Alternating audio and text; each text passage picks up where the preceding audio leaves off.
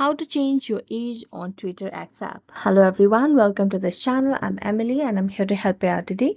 So without any delay, let's get started. Now first of all, open up the X Twitter application on your device and make sure that you're logged into your account.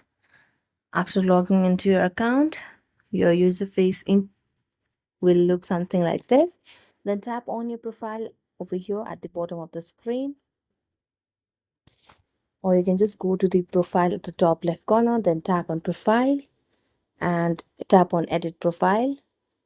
So scroll down and you can see the option of date of birth. Tap on it, then you can just make it correction by tapping on it and tap on edit date of birth. So you can just change your date of birth and you can tap on continue, tap on save, confirm, and there you go. So thank you so much for watching this video. If you enjoyed it, don't forget to like, subscribe, and hit the bell notification for more updates. That's it for today. See you next time.